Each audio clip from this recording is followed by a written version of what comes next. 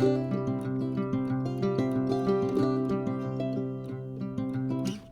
up, guys? Welcome back to Mojo Homestead. If you are new with us, I'm Jeremy. This is my lovely wife, Cassandra. And we are so glad that you are here. We homestead, if you don't know that, Yes. On about 2 acres-ish. Yeah, just under. But today, we wanted to give you guys a quick garden update. Yes. Because I think I think it was the last video we really did on the garden, was not a good experience. Yeah. It is also super humid out here. It's real hot. I'm having a hard time with the lens fogging up, so if it gets foggy, I'm sorry. I'll continue to wipe it as we go. Awesome. Yeah, I know. But we do Welcome to have, South Carolina. yeah, I know, right? We do have a garden tour that we want to take you on, just to kind of show you how things are doing and what's growing, Yeah. and how they're doing. Yep. So some things we're excited about, some things we're like about. Yeah. So this is just to show everything. Yeah. So over here we have one of my favorite things that we grow in our garden, and they are the Sea Island red beans. These are a more slender bean. These ones right here, not to be confused with these beans. These are scarlet runners. We use them for dry beans. We also use the Sea Island red beans for dry beans. The reason why I love the Sea Island red beans is because they are quick producers. We get lots of them throughout our entire growing season, and they're an heirloom seed and grow really well in the South. So I love them. These are some carrots. This would probably be our last round of carrots because at this point it would be too hot for them to germinate, so we couldn't plant more, but I'm excited we have some still growing. And we have huge onions. I mean, like very, very nice size onions in here that I'm super excited about. They're starting to die, so we'll be harvesting them soon.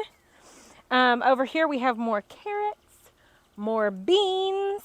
Here's a lot more of those. Sea Island red beans. And then we also have squash that I'm sure we need to harvest because we've been out of town.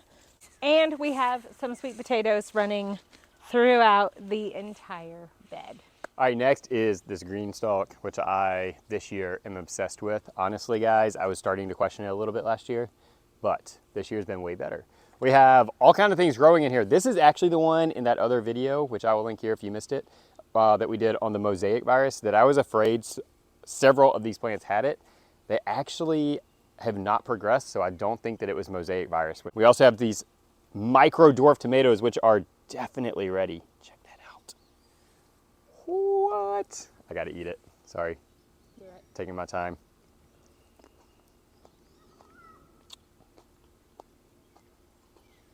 Those are good.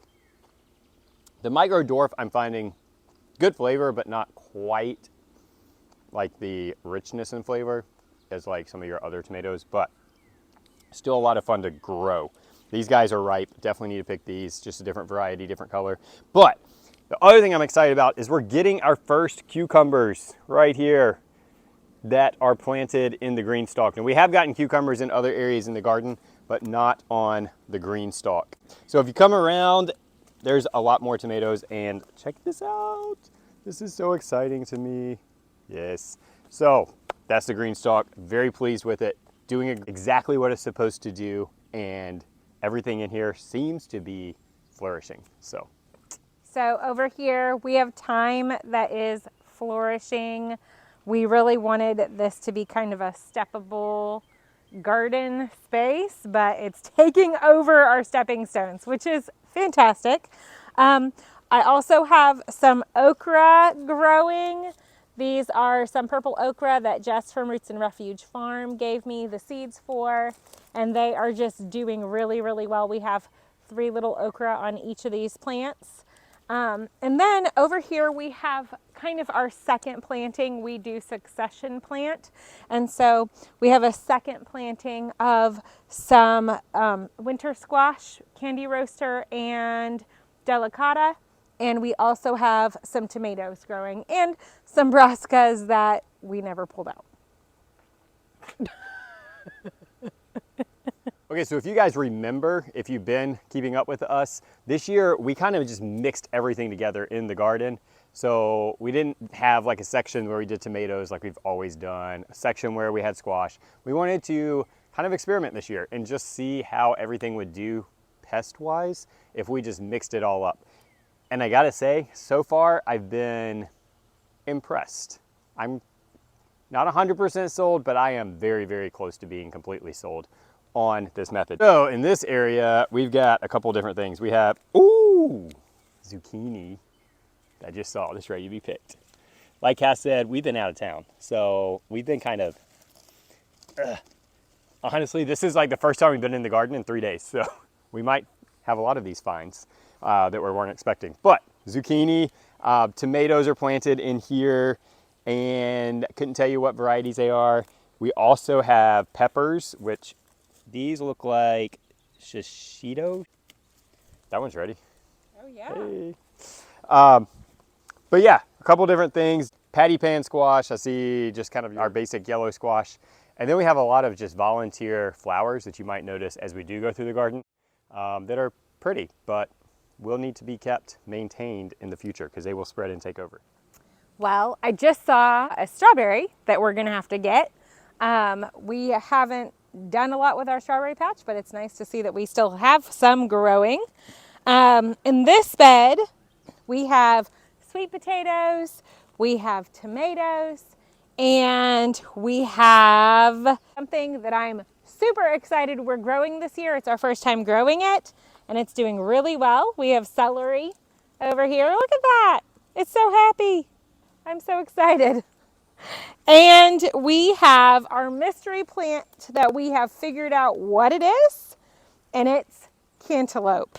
So we have one, or two. We have two over here. Josiah wanted to plant melon, so I'm glad he'll have some. And behind me, we just have some more mixed plantings, and again, another huge onion I'm super excited about. Okay, speaking of Josiah, this is Josiah's section of the garden, meaning this is where he planted a lot of his peanuts. Now, he also planted them all through the garden, but these things are doing super well. Another ginormous onion. We just keep pointing out the ginormous onions because we've grown onions in the past. We've never gotten them to get like big. So we're excited about those if you can't tell. But peanuts, look at all of these peanuts on this row. He's got more on that row. Those were planted a little bit later. Peanuts, peanuts, peanuts everywhere. They have been flowering and I've been watching, and they have been putting out their little, I don't know what you call them, spurs? I don't know. The thing that digs down into the ground. So really looking forward to harvest time and just seeing like really how they do. We also kind of in this back section do have some of our hot peppers, just like we're growing jalapenos, of course. And then a garden salsa one, which actually has pretty good heat to it, and cayenne peppers. So this is not all of our hot peppers are over here, but I did try to sort of keep our hot peppers in the same area so that they would not be mistaken if we have our kids coming in here and snacking on them, which they really like to do. But next, Cass is gonna take you through, I think, both of our favorite part of the garden. So this is my favorite spot in the garden. It is our circle, hurricane, labyrinth, whatever you want to call it. There is a lot of what you've already seen, tomatoes, beans. Let's go ahead and walk through. You will maybe see some holes. It's not as full as what we wanted initially, but we had that mosaic disease, so we had to go ahead and pull lots of our squash plants out. We have some Cherokee purple right there. We have some more peppers and beans, some more flowers. Our pumpkins are pretty much done. We've harvested a lot of them. We're gonna harvest a lot more, and then we'll probably pull these plants out. They've exhausted themselves and they're done for this season. For those of you who haven't followed us, these pumpkins were a volunteer plant. They actually came up in the winter, and they did really, really well. And we have gotten so many of them that we actually want to plant them again. We've picked them young and we've used them in meals, and they kind of are similar to a potato. We've stuffed them, we've roasted them. They make a very good side dish. Let's keep going through. And we do have more peanuts, more tomatoes. We have lots of beans. This bean teepee happens to be my favorite part of the garden. It's beautiful to look at. It's creative, obviously. It's the center of our labyrinth, hurricane, circle, whatever. So to me, it's like a place where I can come and pick beans and pray. So I love that. The other thing I love about this, I'm not gonna lie, is that when you step inside, you're in the shade and it is a lot cooler. And the cat has found that as well. So he hangs out in here with me sometimes. But this is by far my favorite part of our garden this year. So we are growing 2 types of okra this year. So this is the last thing I wanted to show you guys, and because it's doing good. These are Wimby white okra. We got them from our friends Stan and Dina, the seeds. This is another heirloom variety that was actually thought to be lost, and then they were sort of rediscovered. Now our okra, we have been unseasonably cooler than normal, so it hasn't really taken off yet. But with the temperatures getting super hot, I think that they should start really filling out, growing out. We did have blooms right before we left, so they should start producing okra, and we should have okra on our plates soon enough.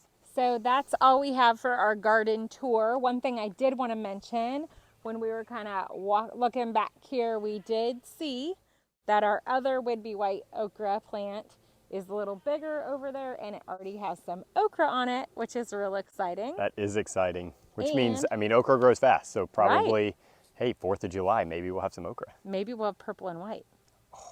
Wouldn't that be fun? That would be. So anyway, and then we also found a Trumbuchino squash that's growing. So that's really exciting too. Yeah. What do you have in your hand? And we found a tomato that's ready to eat. Yay. Our first tomato, big tomato. Yes. Our first Roma tomato. So yeah, that's exciting. Yeah, we've got a lot of other things going on. Our grapes are looking so good. Just did not have that in this garden tour. And our peaches this year are like super flavorful. The tree is loaded. They are just starting to ripen, so. And they're good size. They are a really good size this year. This is the first year where I think that tree is really starting to like produce well. Pear trees are loaded. Oh. The blackberries are thankfully coming to a close. I'm always excited when they start, but I'm ready for them to end. Yeah. Because it's like an abundance all at once. Yeah. We also are getting lots of blueberries, which is exciting. As I look around, I'm seeing lots of peppers that are ready. So that's exciting. Ooh, that is exciting. Peppers like to hide, so. They do, and I see lots of them. So we have some picking to do tonight, I think, for sure. Fun.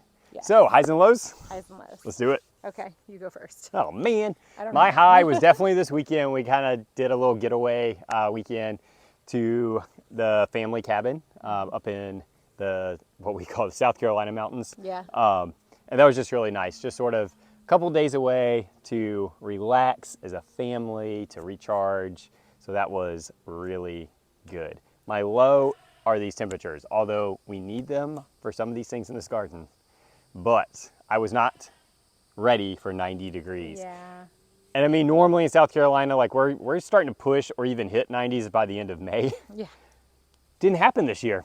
We've been spoiled. We really have been. But this past week, we have hit 90, I think, almost every day at least once. So there's that. I'm trying to get used to it, but that will come. That will come. Yeah. So my high was, I have a couple different highs. The first was that we did get to go to the cabin, and I was able to just pleasure read for the first time in a really long time. I read an entire book, and it was so nice because that's something I don't get to do very much anymore.